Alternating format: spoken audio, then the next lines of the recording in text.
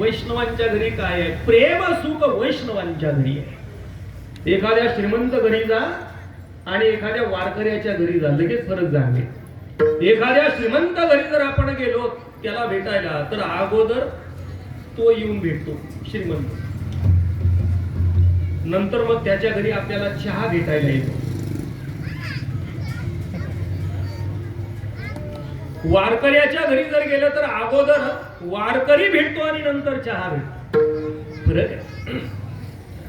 बरं, श्रीमंताच्या घरचा चहा जर आला तर उन्हाळ्याच्या दिवसात दुष्काळ, आता तुम्हाला काय दुष्काळ एवढा जाणवत नाही, पण आमच्या डोंगराकडे उन्हाळ्याच्या दिवसात जसं त्या विहिरी टुकून पाहावं लागतंय पाणी किती आहे, तसं मोठ्याच्या घरी जर चहा प्यायला गेलं तर त्या कपाट टुकून पाहावं लागतंय चहा किती आहे. पण आमच्या वारकऱ्याच्या घरी एवढा चहा, जशी काय आश्वी परिसरातली विहीर, अगदी कपही भरलेला, बशी भरलेली आणि ओसंडून वाहते, ओसंडून वाहते असं वाहत असणारा इतका चहा. बरं, श्रीमंताच्या घरी चहा साखर, चमच्याने साखर. श्रीमंताकडे चमच्याने साखर, कारण श्रीमंताकडे चमचे भरपूर. श्रीमंताकडे चमचे भरपूर. आमच्या वारकऱ्याकडे चमचेच नाही म्हणून गुचकुरीने साखर.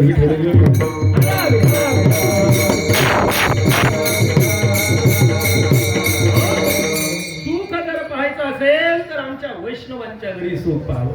सुख आमच्या वैष्णवांच्या घरी चालत येतं. हे प्रेम सुख आमच्या वैष्णवांकडे आहे, आमच्या महात्मांकडे आहे. म्हणून आमच्या पुंजामाईंकडे सुद्धा जे सुख आहे ना, ते प्रेम सुख आहे. त्यांच्याकडे प्रेम सुख आहे. प्रेम फक्त आपल्याला 3 ठिकाणी पाहायला मिळतं. एक तर देवाकडे, एक तर संतांकडे, नाही तर एक तर आईकडे.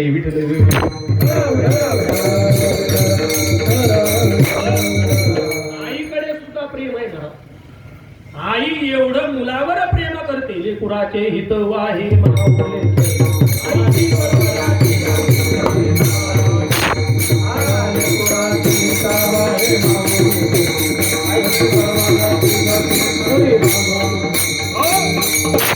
लेकुराचे ही वाहे मामुलीचे चित्ताईशी कळवळ्याची याती तरी लाभाविन प्रीती. कोणत्याही प्रकारचा लाभ ही मनात न ठेवता आई ही मुलावर प्रेम करते. आईचं मुलावर किती प्रेम आहे, एवढं प्रेम आहे. कोणताही लाभ मनात नाही. आचार्य बोलतात, आहे तुनान्य अन्न पिता रे. महात्म्यांची व्याख्या केली आचार्यांनी. शांता महंता निवसंती संतो वसंत वलोके हितम चरता तीर्णा स्वयं भीम भवार्णवजना अहेतुनान्यान्न पितारयंत. अहेतुनान्य, कोणत्याही प्रकारचा मनात हेतू न ठेवता आई ही मुलावर प्रेम करते. आई आमच्या संत वाङ्मयात काहीच कमी नाही मला. पण करंट्या कपाळाचे दुर्दैवी माणसं संतांचे प्रमाण सोडून अन्य प्रमाण कीर्तनात गायला लागले. याच्यापेक्षा दुर्दैव त्यांचं काय.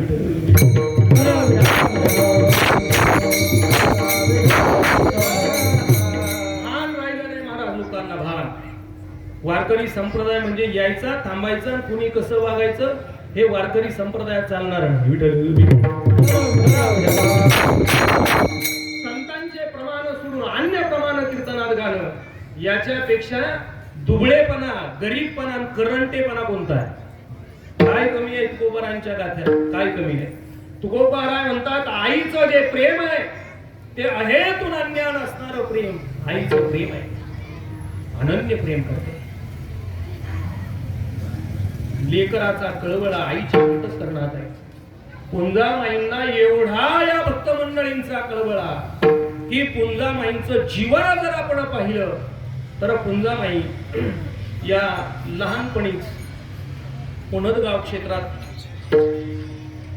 स्वानंद सुख निवासी श्री किसनगिरी बाबा यांचे माता पिता यांच्या सानिध्यामध्ये त्या ठिकाणी त्या आल्या.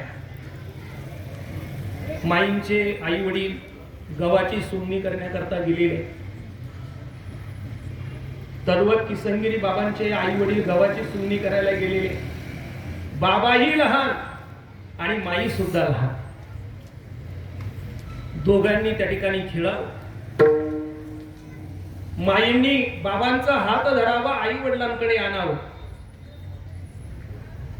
माईंचे सख्या भावापेक्षाही बाबांवर प्रेम होते आणि बाबांचेही माईंवर प्रेम.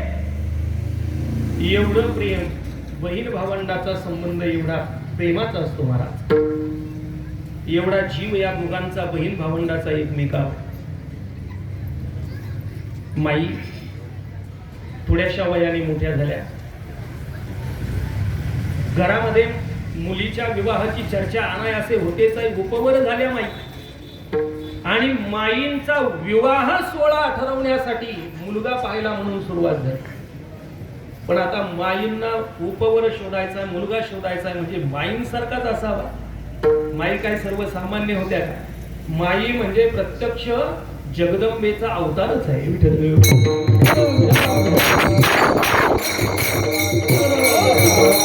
पडला आई वडिलांना, नेमकं हिला वर शोधावा कसा.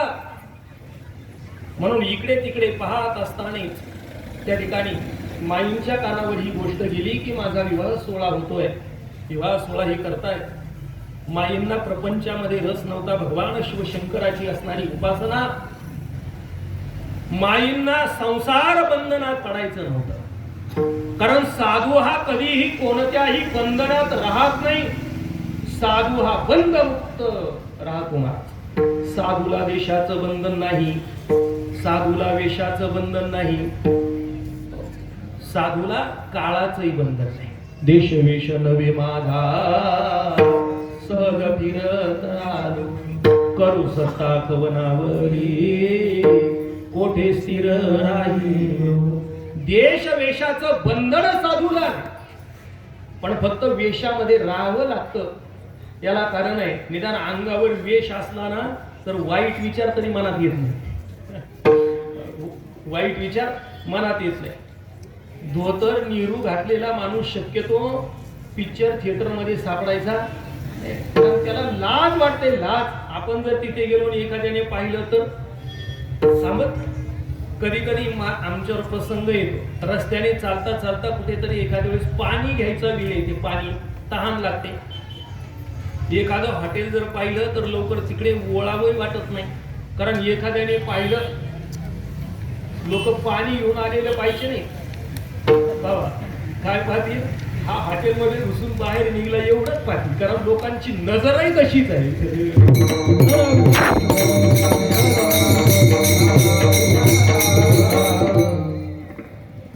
सगळे हॉटेल तसे नसतात, ती गोष्ट नाही. पण वेशाचं बंधन साधूला नाही, देशाचं बंधन नाही. बंधनामध्ये बांधला साधू जात नाही, कुणाच्याही बंधनात नाही. म्हणून तर म्हणतात रमता जीवी. साधू हा रमता जीवी आहे. जिथे करमेल तिथेच तिथेच थांबतो. आकाश मंडप पृथ्वी आसन,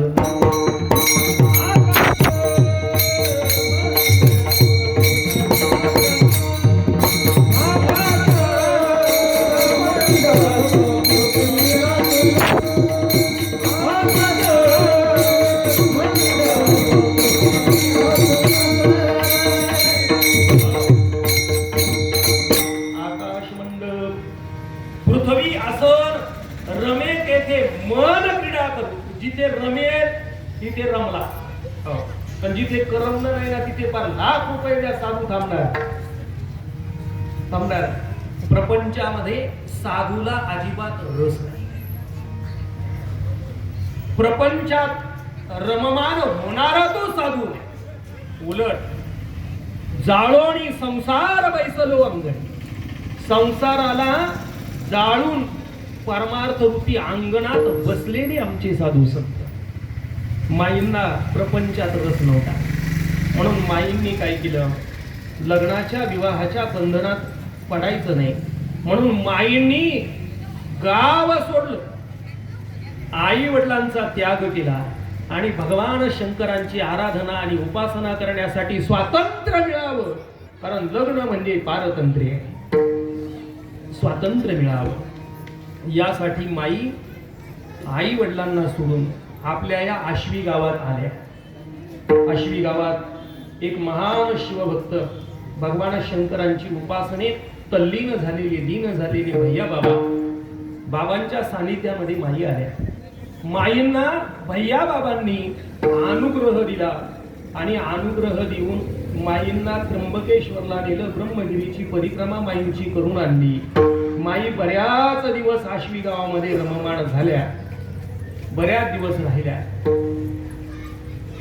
इथे राहून माईंनी केलं काय, बरेच लोक माईंचा अनुभव सांगतात. एखादा जर दुःखीत असेल, पीडित असेल तर माईंकडे जा. माईंनी त्याला 2 शब्द चांगले समजून सांगावे. एखादा तिन्ही दुःखात असणारा माणूस हा त्रिविध दुःखापासून मुक्त करण्याचं सामर्थ्य माईंमध्ये होतं.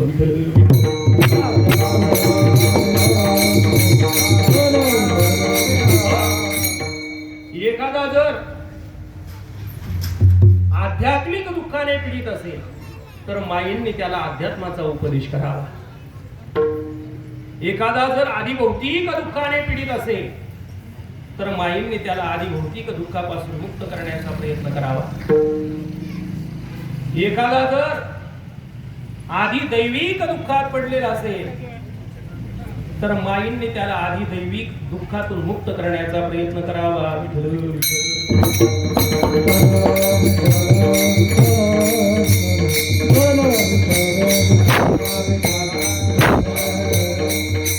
विविध दुःखांपासून माईंनी या समाजाला काय केलं तर मुक्त केलं. कारण संतांचं असंच आहे, त्रिविध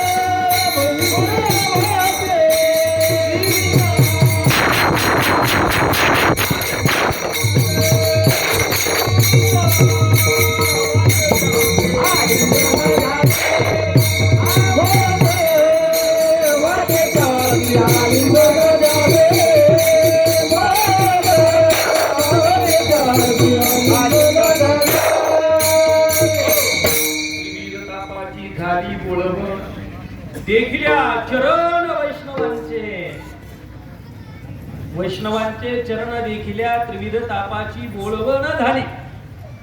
बोळवण होऊन जाते त्रिविध तापाची बोळवण. आता ध्रुपद आठवण महाराज याला कारणच असं झालं, लॉकडाऊन मुळे असंच होत.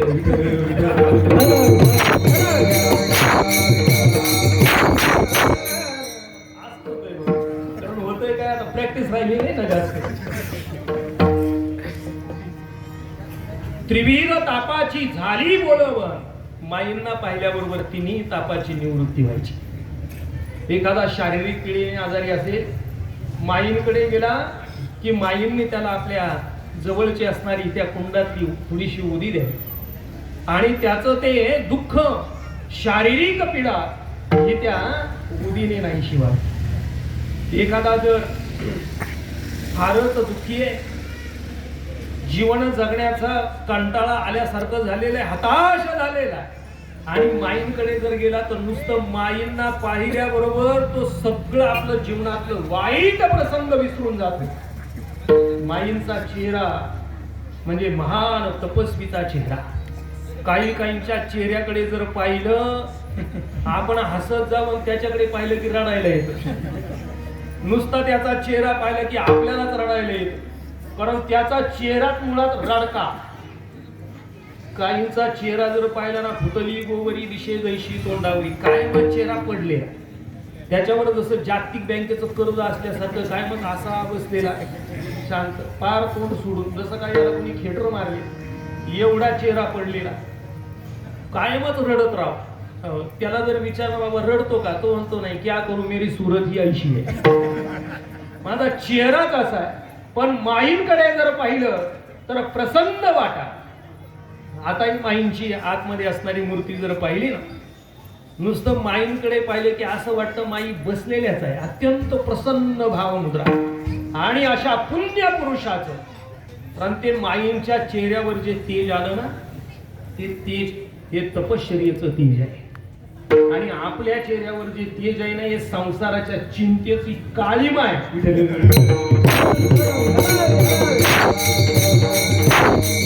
संसाराच्या चिंतेची काळीमा आपल्या चेहऱ्यावर दिसते आणि माईंच्या तपश्चर्येचं तेज माईंच्या चेहऱ्यावर दिसते. एकदम सांसारिक माणूस पहा, जो कधी दिंडीला गेला नाही, कधी कीर्तन ऐकलं नाही, कधी प्रवचन ऐकलं नाही, कधी देवाचं नाव घेतलं नाही, त्याचा जर चेहरा पाहिला, एकतर त्याचा चेहरा पाहूच नाही, एकतर त्याचा चेहराच पाहू नये. तुकोबारायांनी धर्मनीती सांगितली,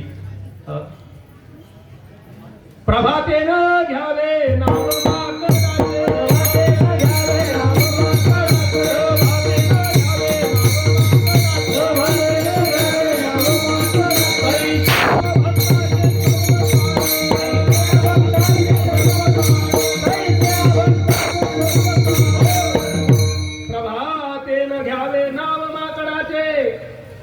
सकाळी उठल्याबरोबर माकडाचं नाव घेऊ अशुभ असतं.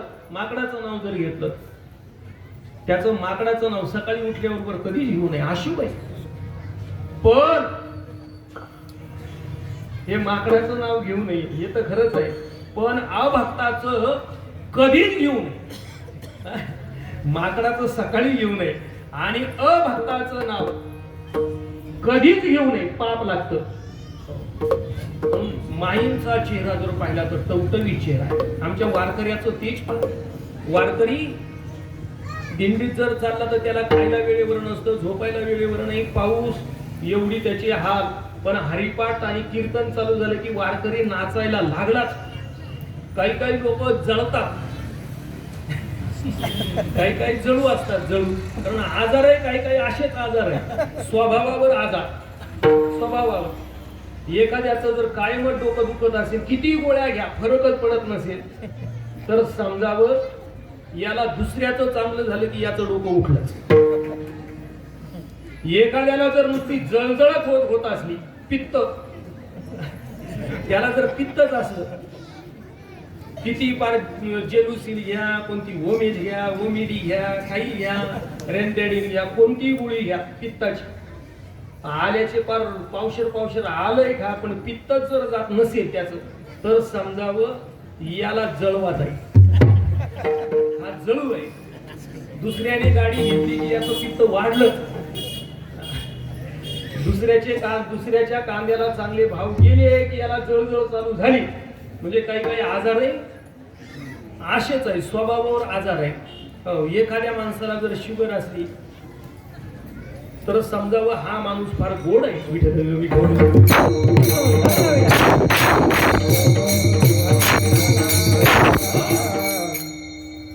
काही लोक जळतात वारकऱ्यांना. एवढा तेज कसं काय, एवढा टवटवीत कसा दिसतो.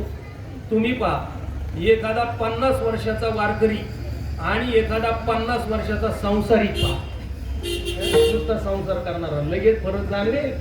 कोण टवटवीत दिसतंय पहा. आता नका पाहू, आता सगळेच वारकरी आहे, सगळेच कीर्तनाला आहे, पण फरक लगेच जाणव. तुकोबारा म्हटले आमच्यावर जळता का? अरे आम्ही काय खातो माहित आहे? तुका म्हणे खातो आनंदाचे लाडू, नका चरफडू घ्या रे तुम्ही. तपश्चर्येचं तेज पुंजामाईंच्या चेहऱ्यावर दिसत होतं. अत्यंत टवटवी दर्शनी प्रशस्ती पुण्यपुरुष. पुण्यपुरुषाला पाहिलं की प्रशस्त वाटतं, माईंना पाहिलं की अजूनही प्रशस्त वाटतं. त्यावेळेस मग माई किती प्रशस्त असते. पण माईंनी लोकांचं दुःख त्या ठिकाणी घालवावं, लोकांना सद मार्ग दाखवावा, सद उपदेश माईंनी करावा, सद उपदेश करावा, भक्तीचा मार्ग दाखवावा, परमार्थाचा मार्ग माईंनी दाखवावा. असं माईंची कालक्रमणा या आश्विन गावामध्ये झाली.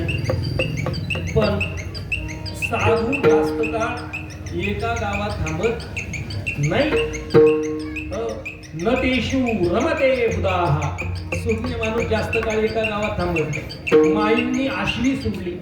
सोडायला कारणही तसंच झालं.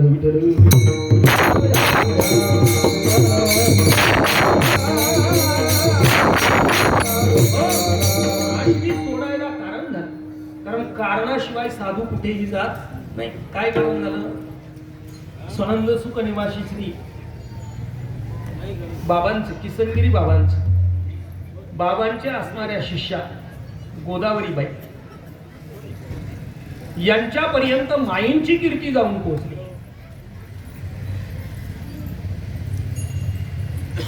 कारण साधूची कीर्ती ही आपोआप पोहोचते. साधूला स्वतःचं महिमान वाढवण्यासाठी प्रयत्न करावा लागत नाही. आता माणसाला मात्र स्वतःची कीर्ती वाढवायला प्रयत्न करावा लागतो. आता प्रयत्न करावे लागतात. एकदा तरी एक बोर्ड पाहिला एका क्षेत्रात. त्या बोर्डवर लिहिलेलं होतं, उत्कृष्ट कीर्तनकार अमके तमके फलानी दिसतानी. तिथं या बोर्डवर लिहिलेलं. म्हटलं आता कीर्तनकारांना देखील जाहिरात करायची वेळ आहे. आता थोड्या दिवसात खाली लिहिलं जाईल, आमच्याकडे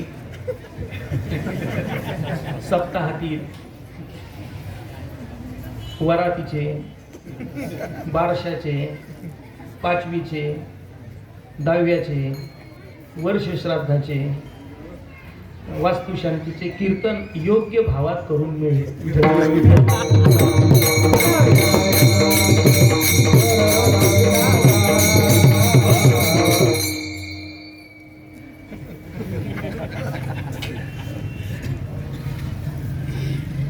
संतांना प्रसिद्धी करण्याची गरज नाही, त्यांची प्रसिद्धी आपोआप.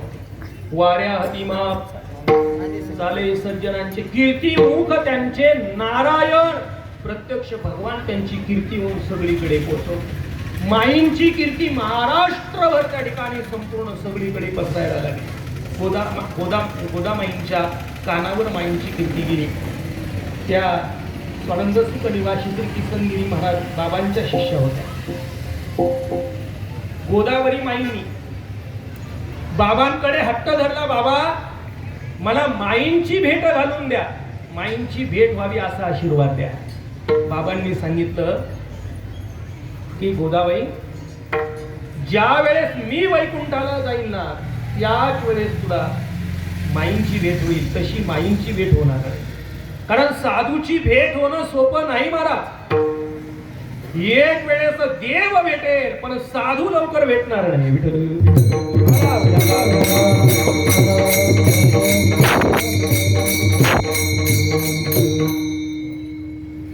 साधूची भेट लवकर होणार आहे. कारण असंच आहे, शैले शैले रमानिकम मौक्तिकम गजे गजे साधू नाही सर्वत्र चंदनम वने वने. साधू काही सगळीकडे नाही. बहुनाम जन्मना वंते ज्ञानवान्मा प्रपद्यते वासुदेव सर्वमिती समहात्मा सुदुर्लभः. साधूची भेट कधी होते माहित आहे? पुण्य फळाले बहुता पुण्य फळाले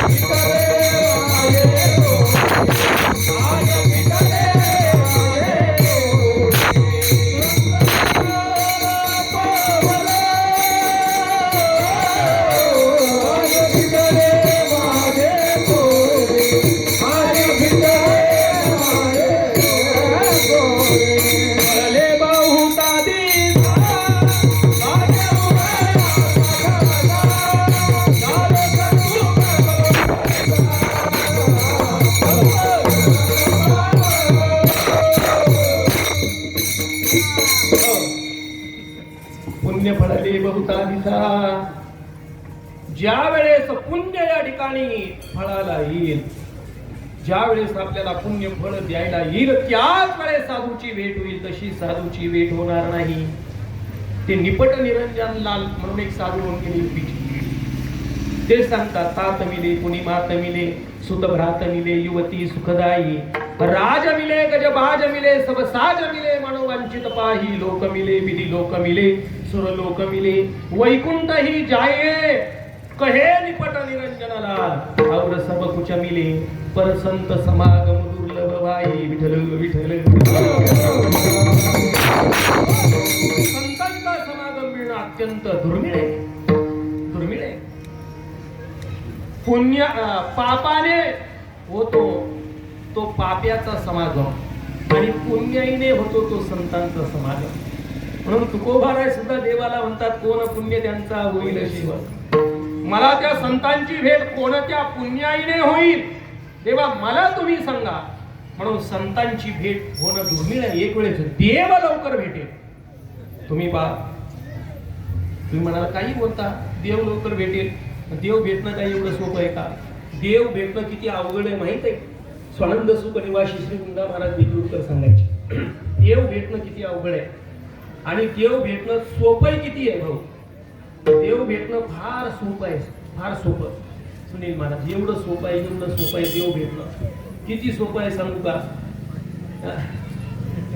सांगतो. एवढं सोपं आहे देव भेटणं. देव भेटायचा असेल तर सोपा उपाय आहे. ऐका,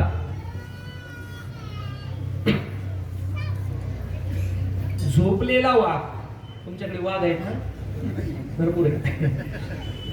झोपलेल्या वाघाच्या नाकातला केस उपटायचा. काय करायचं? झोपलेल्या वाघाच्या नाकातला केस उपटायचा. सापाच्या डोक्यावर जो मणी असतो तो साप असा धरायचा नाक, पण तो धरताना त्याच्या तोंडापासून 2 इंच लांब धरायचा आणि मग त्याच्या डोक्यावरचा तो मणी काढून घ्यायचा. तो वाघाच्या नाकातला केस त्या सापाच्या डोक्यावरच्या मण्यामध्ये ओवायचा, तो गळ्यात घालायचा. लगेच भगवत दर्शन. आवडतो भगवत दर्शन. तो मणी केसात ऊन घालायच्या अगोदर नाक उपटायला गेलं तरी भगवत दर्शन.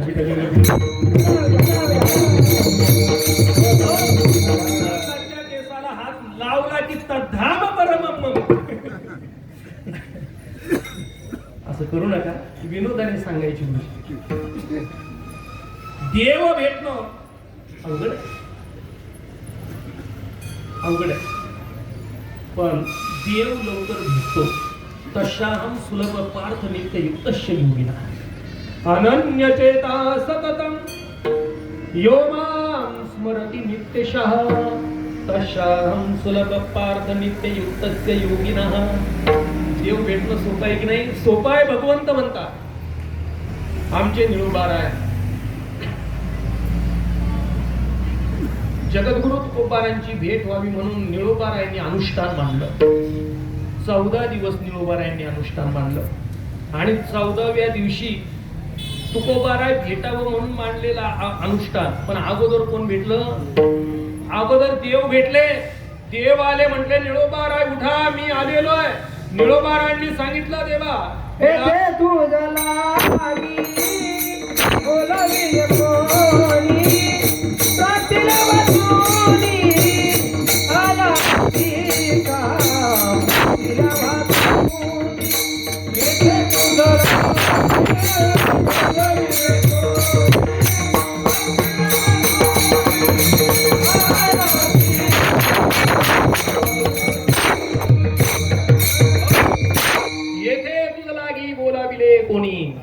प्रार्थिल्या वाचोनी आला शिका. तुला इथे कुणी बोलावलं? तुला कुणी बोलावलं? निळा म्हणे आम्ही निळखोची देवा, तू कयाचा धावा करीत असो. आम्हाला तुझ्या भेटीची उत्कंठा नाही, आम्हाला तुकोबारा भेटावी वाटतात. सांगायचं तात्पर्य देव लवकर भेटेल पण संत लवकर भेटणार नाही, लवकर भेटत नाही. चंद्रामृत सुख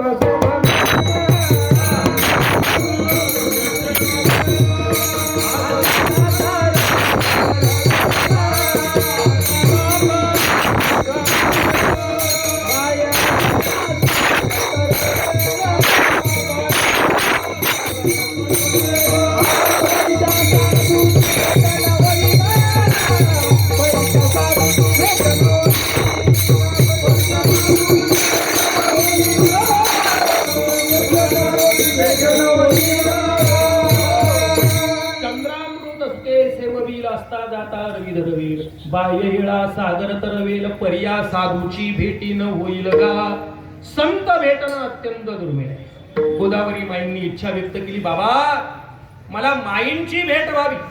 बाबांनी सांगितलं, गोदावरी माईंची भेट निश्चित तुम्हाला होईल, पण कधी? मी ज्या वेळेस वैकुंठाला जाईल तेव्हा. पुढे बाबांचं देह अवसान झालं, बाबा वैकुंठ धामाला गेले आणि मग माई बाबांच्या त्या दर्शनाला म्हणून इथून माई गेल्या. बाबांचं सर्व आटोपलं गेलं. बाबा वैकुंठाला गेले. वैकुंठाला बाबा गेले, माई तिथे गेल्या. गोदावरी माईंची त्यांची भेट झाली.